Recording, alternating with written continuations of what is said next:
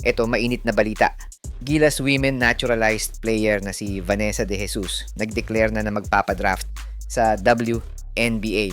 Gagawa nga ba ng history si Vanessa na unang Filipina na makakapasok sa pinakamalaking liga ng basketball ng mga babae sa mundo? Tara, pag-usapan natin. Hi guys! Kung naghahanap ka ng legit Gilas jerseys, marami tayong partner stores ang nagbebenta niyan. All you have to do is i-click lang yung link sa gilid ng mga video at magpa-pop na yung mga stores sa gilid.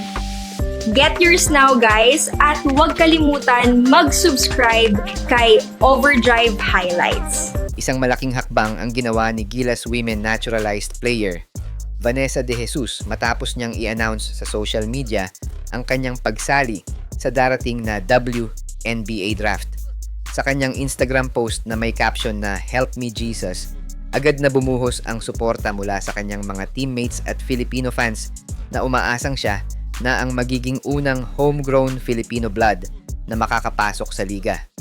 Sa mga magtatanong mga idol, considered si Vanessa as naturalized player sa ating national team dahil late na niya nakuha ang kanyang passport na same sa mga kaso ni Remy Martin, Ethan Alvano at Jordan Clarkson.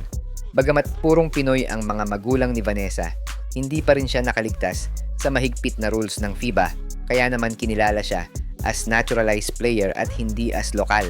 Matapos ang kanyang stint sa Duke University, lumipat siya sa Notre Dame Fighting Irish para sa kanyang huling taon sa NCAA. Nag-average siya ng 8.4 points, 2.8 rebounds, at 2.7 assists na nakatulong sa Notre Dame na umabot sa Elite 8. Kung mapipili si Vanessa sa draft ngayong Martes, April 14th, Manila time, gagawa siya ng kasaysayan bilang ang unang Filipina-blooded player na makakatuntong sa WNBA court. Bagamat marami ng film athletes sa US, ang koneksyon ni Vanessa sa Gilas Pilipinas ay nagbibigay ng kakaibang inspirasyon sa mga Filipina ballers. Abangan natin ang makasaysayang draft night ng WNBA sa Martes at hopefully, ito na ang simula ng pag-angat ng mga Filipino sa WNBA at soon sa NBA.